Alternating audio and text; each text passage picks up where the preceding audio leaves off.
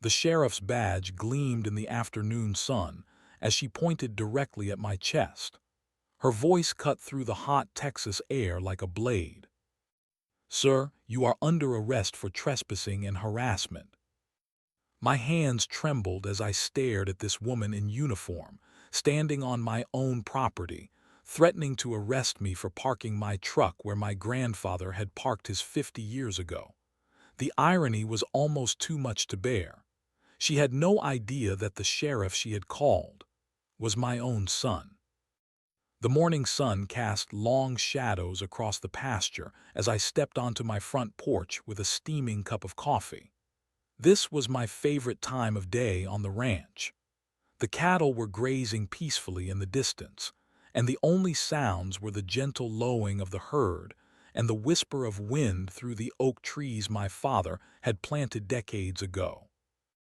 I had inherited this land from my father 3 years ago, and every morning I felt the weight of that legacy. 4 generations of our family had worked this soil, raised cattle on these hills, and built their lives in the shadow of these ancient oaks. The ranch was not just property to me. It was history, family, and home all wrapped into one sacred piece of Texas earth. My daily routine never varied much. I would check on the cattle, repair any damaged fencing, and tend to the small vegetable garden my late wife had started behind the house. The work was honest and satisfying in a way that city folks could never understand. There was something pure about caring for the land that had cared for your family for so long. My son Jake had grown up on this ranch, learning to ride horses before he could properly tie his shoes. But unlike me, he had felt called to serve the community in a different way. 3 years ago, he had been elected sheriff of our small county, following in the footsteps of his grandfather who had served as a deputy back in the 60s. I was proud of Jake's choice to become sheriff. Our small town needed good men in positions of authority, and Jake had always been the kind of person who stood up for what was right. He treated everyone with respect, whether they were the wealthiest rancher in the county or the poorest farm worker just trying to make ends meet. The neighbors in our area had always been respectful of each other's property and privacy. We understood that in rural Texas, you mind your own business and help your neighbors when they need it. Fence lines were sacred, but so was lending a hand during difficult times. It was an unspoken code that had kept our community peaceful for generations. As I finished my coffee that morning, I had no idea that this simple way of life was about to be shattered by someone who did not understand our ways, someone who brought big city entitlement to small town living, someone who would turn my peaceful existence into a nightmare of legal threats and harassment. Karen Mitchell had moved in next door 6 months ago, buying the old Henderson place after retiring from some corporate job in Dallas. From the moment she arrived, it was clear she intended to change everything about our quiet corner of the county to match her vision of suburban perfection. She was a tall, thin woman in her early 50s with perfectly styled blonde hair that never seemed to move, even in the Texas wind. Her clothes were always immaculate, even when she was supposedly doing yard work. Everything about her screamed city sophistication, from her manicured nails to her expensive jewelry that seemed completely out of place among the cattle and mesquite trees. The first time we met, I was loading hay bales into my pickup truck, which I always parked near the fence line that separated our properties. The truck had been parked in that exact spot for 20 years, long before Karen had ever heard of our little corner of Texas. "Excuse me," she called out in a voice that carried just a hint of condescension. "I need to speak with you about your parking situation." I looked up from the hay bales, wiping sweat from my forehead with the back of my hand. "Ma'am." "Your truck," she said, pointing at my old Ford with obvious disdain. "It is parked too close to the property line. It is affecting the aesthetic value of my property, and I am concerned about potential property violations. I stared at her for a moment, trying to process what she was saying. My truck was clearly on my own land, at least 15 feet from the actual fence line. I had been parking there for 2 decades without a single complaint from the Hendersons or any other neighbor. Ma'am, I think there might be some confusion. This truck is parked on my property, and it has been parked in this spot for 20 years. Karen's eyes narrowed, and I could see the anger building behind her perfectly applied makeup. I have done my research, she said, pulling out her phone and showing me what appeared to be some kind of property map. According to county records, that vehicle is in violation of setback requirements. I am giving you fair warning to move it immediately, or I will be forced to contact the appropriate authorities. The absurdity of the situation was almost overwhelming. Here was a woman who had lived in our community for less than 6 months, threatening to call the authorities on a man who had been born and raised on this land, whose family had been farming and ranching here since before she was born. Ma'am, I appreciate your concern, but I assure you that my truck is parked legally on my own property. If you have questions about property lines, I would be happy to show you the survey markers. Karen's face flushed red, and her voice rose to a near shout. Do not patronize me. I know exactly what I am talking about, and I will not tolerate this kind of harassment from someone who clearly has no respect for property values or community standards. She turned on her heel and marched back toward her house, leaving me standing there with my mouth open, trying to understand what had just happened. In all my years of living in this community, I had never encountered such unreasonable behavior from a neighbor. That night, I called my son Jake to tell him about the strange encounter. He listened patiently as I described Karen's accusations and threats. Dad, some city folks just need time to adjust to country living. Maybe she will calm down once she realizes how things work out here. I hoped he was right, but something in Karen's eyes told me this was far from over. Over the next several weeks, Karen's behavior became increasingly erratic and obsessive.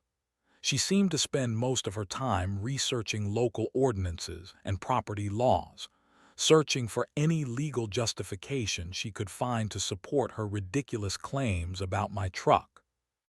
I would see her standing at her window with binoculars, watching my every move. She took photographs of my truck from every conceivable angle, always making sure to stay just barely on her side of the property line. The clicking of her camera shutter became a constant soundtrack to my daily ranch work. One afternoon, while I was repairing a section of fence, Karen appeared at the property line with a clipboard and what appeared to be official-looking documents. I have been in contact with the county planning office, she announced triumphantly. They have confirmed that your parking situation constitutes a potential violation of several local ordinances. I set down my hammer and walked over to where she was standing. Ma'am, what exactly did they tell you? They told me that any vehicle parked within 50 feet of a property line requires special permits and compliance with setback regulations. Your truck is clearly in violation. I knew this was complete nonsense. There was no such ordinance in our county, and even if there was, my truck was well within the legal boundaries of my own property. But Karen had convinced herself that she was some kind of legal expert, and nothing I could say would change her mind. Ma'am, I think there has been some miscommunication with the county office. Perhaps we should both go down there together and get this sorted out. Karen's eyes flashed with anger. I do not need to go anywhere with you. I have all the information I need right here. You have 48 hours to move that truck, or I will be filing formal complaints with every relevant authority." She began rattling off a list of agencies she planned to contact: the County Planning Office, the Code Enforcement Department, the Environmental Protection Agency, and even the State Department of Agriculture. It was clear that she had spent considerable time researching every possible avenue of bureaucratic harassment. "And if those agencies do not take appropriate action," she continued, "I will be contacting law enforcement to report you for harassment and intimidation." The accusation of harassment was particularly infuriating, considering that I had done nothing but politely try to explain the situation while she had been photographing my property and making threats for weeks. That evening, I sat on my porch watching the sunset and trying to understand how my peaceful life had been turned upside down by one unreasonable woman. I had always believed that rational adults could work out their differences through honest communication, but Karen seemed determined to turn a simple misunderstanding into a legal battle. I thought about my father and grandfather, who had dealt with their share of difficult neighbors over the years. They had always taught me that the best way to handle conflict was with patience, respect, and a willingness to find common ground. But Karen was not interested in common ground. She wanted total victory, even if it meant destroying the peace of our entire community. As the first stars appeared in the darkening sky, I made a decision. I would continue to park my truck in the same spot where it had always been parked. I would not be bullied or intimidated by someone who had no understanding of our community's values and traditions. If Karen wanted a fight, she was going to get one. The phone call came on a Thursday morning while I was having breakfast. The voice on the other end was professional and polite, but the words sent a chill down my spine. "Mr. Johnson, this is Deputy Martinez with the County Sheriff's Department. We have received a complaint regarding a dispute with your neighbor, and we need you to be available to speak with an officer this afternoon." I set down my coffee cup with trembling hands. "Deputy, what kind of complaint are we talking about?" "Sir, the complaint involves allegations of harassment, intimidation, and possible property violations. Sheriff Walker will be out to speak with you around 2 o'clock this afternoon." Sheriff Walker, my son Jake. After I hung up the phone, I sat in my kitchen staring at the wall, trying to process what had just happened.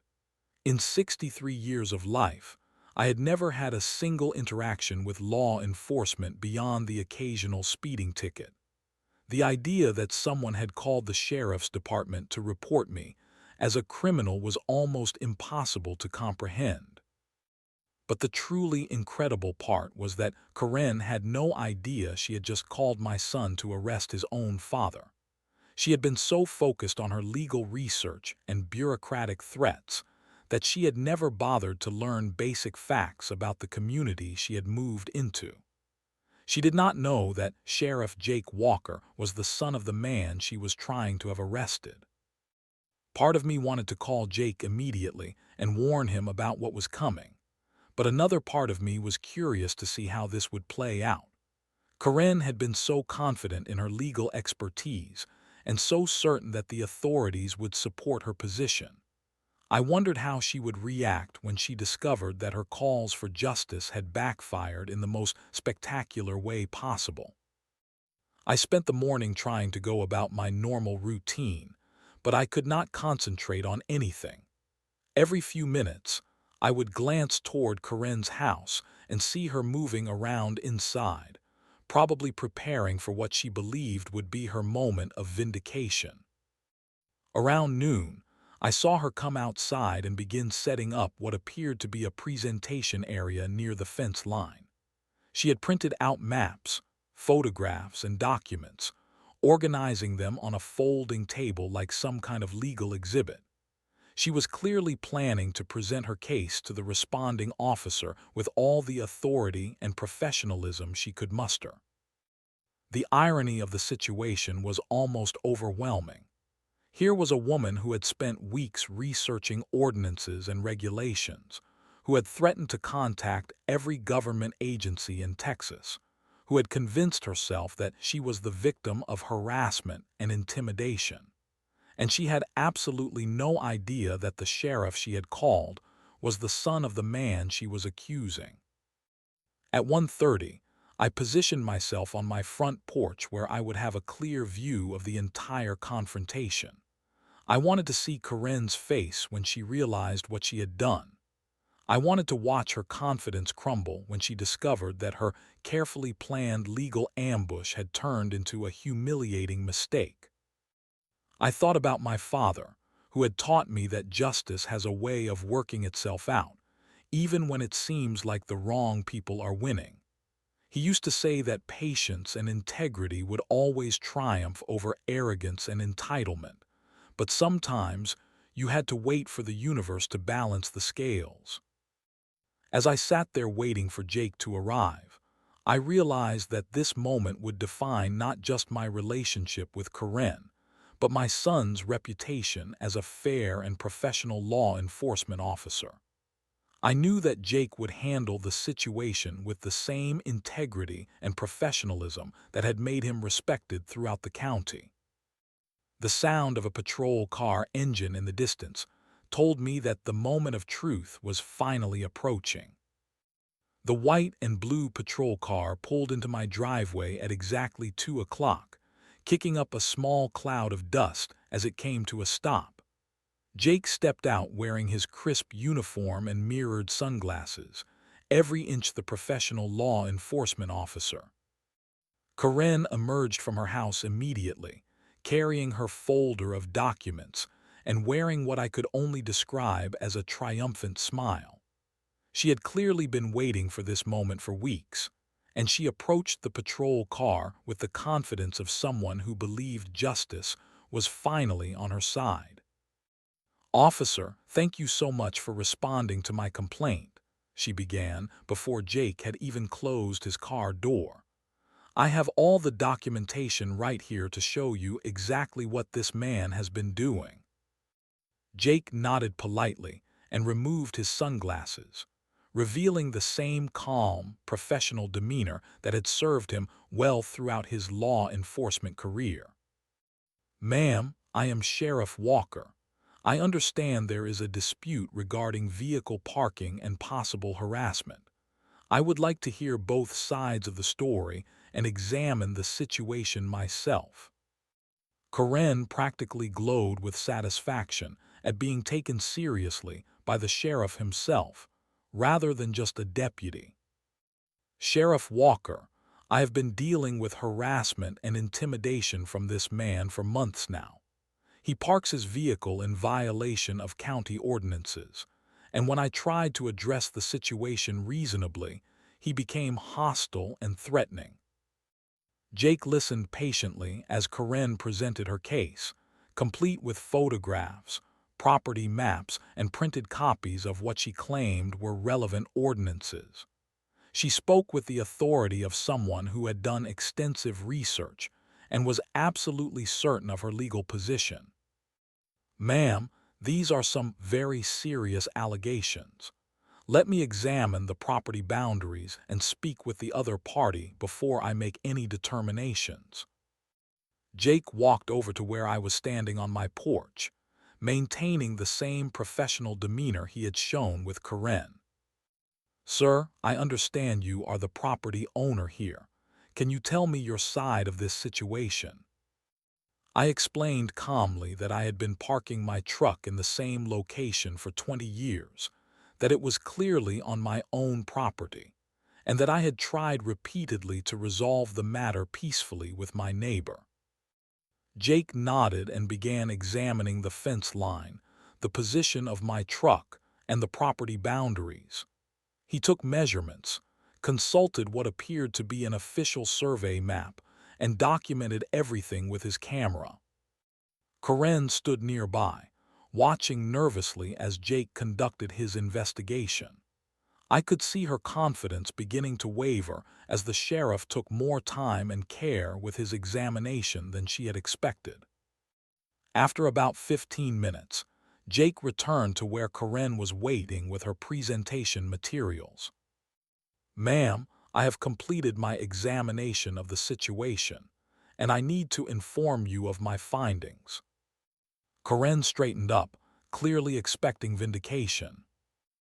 "Based on my measurements and consultation of official property records, the vehicle in question is parked entirely on the owner's property, approximately 18 feet from the actual property line. There are no county ordinances that regulate vehicle parking on private property at this distance from property boundaries." I watched Karen's face as the words sank in. The color drained from her cheeks, and her mouth fell open in shock. But I have documentation from the county office." "Ma'am, I am not sure what information you received, but there are no violations here. The property owner has every legal right to park his vehicle where it is currently located."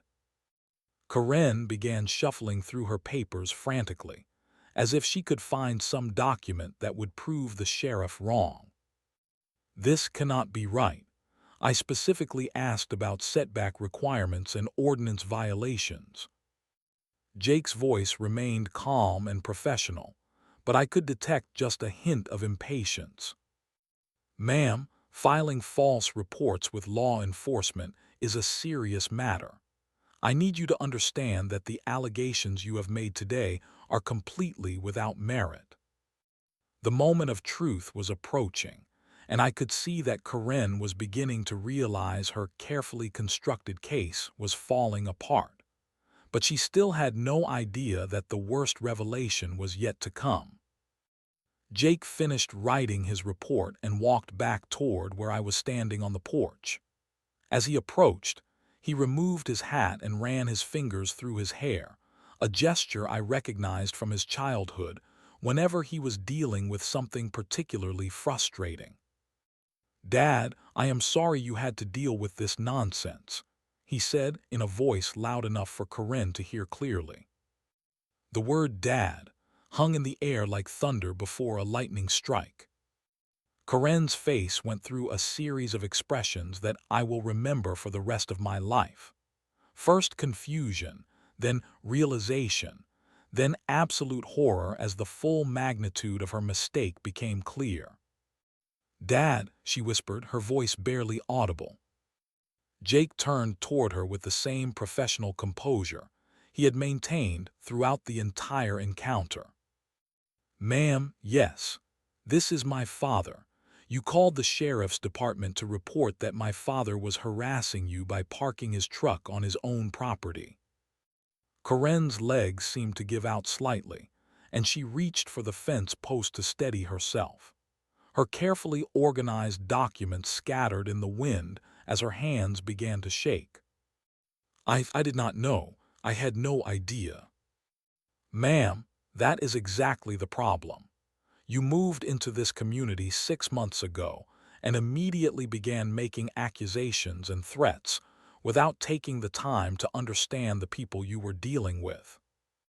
By this time, several neighbors had noticed the patrol car and begun gathering to see what was happening.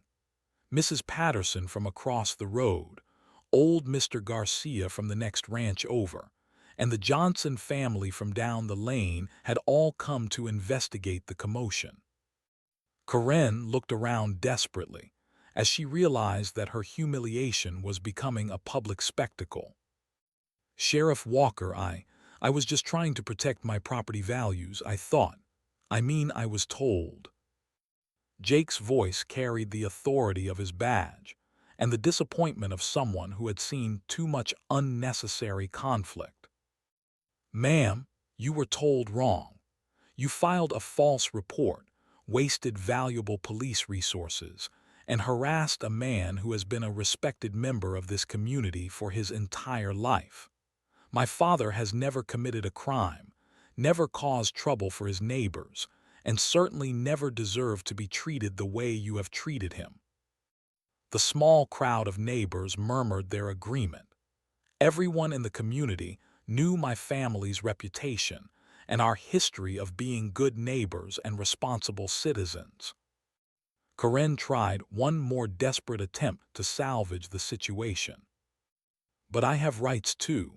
I am a property owner, and I deserve to have my concerns taken seriously. Jake nodded patiently. Yes, ma'am, you do have rights. But those rights do not include filing false police reports, harassing your neighbors, or wasting law enforcement resources on frivolous complaints. I could charge you with several violations today, but I am going to let this serve as a warning instead. The crowd began to disperse, but not before several neighbors approached me to express their support and shake their heads in disgust at Karen's behavior. Word would spread throughout the community by dinner time, and everyone would know exactly what kind of person Karen really was. Jake packed up his equipment and prepared to leave, but not before offering some final advice to Karen. Ma'am, I suggest you take some time to learn about this community and the people who live here before you make any more accusations. These are good people who deserve to be treated with respect. As the patrol car disappeared down the road, Karen stood alone among her scattered documents, facing the reality that her attempt to use the law as a weapon had backfired in the most spectacular way possible. The silence that followed was broken only by the wind rustling through the oak trees and the distant lowing of cattle, the same peaceful sounds that had filled this land for generations. Word of Karen's spectacular failure spread through our small community like wildfire.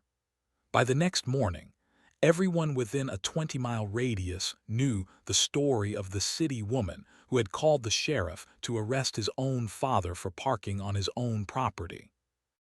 Mrs. Patterson, who ran the local post office and served as the unofficial town news network, made sure every customer heard the full details of what had happened. By noon, people were driving by our ranch just to see the infamous parking spot that had caused so much unnecessary drama. The social consequences for Karen were swift and merciless. In small rural communities, reputation is everything, and Karen had destroyed hers in a single afternoon. The few neighbors who had initially tried to welcome her to the community now crossed the street to avoid her when they saw her in town. At the local grocery store, I watched as conversation stopped when Karen entered and resumed in hushed whispers after she passed. The cashier, a young woman named Sarah who had known Jake since high school, could barely contain her amusement as she rang up Karen's purchases. "How are you settling into the community, Mrs. Mitchell?" Sarah asked with barely concealed sarcasm. Karen mumbled something inaudible and hurried out of the store, her cheeks burning with embarrassment. The coffee shop, which served as the unofficial town meeting place, became ground zero for discussions about Karen's behavior. I overheard several conversations during my weekly visit with the other ranchers.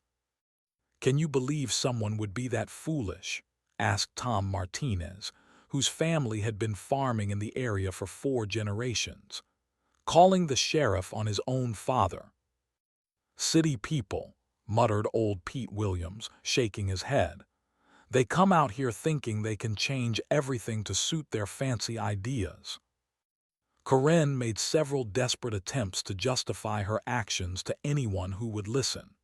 She cornered people at the hardware store, the bank, and even the church, trying to explain that she had been acting in good faith to protect property values and community standards.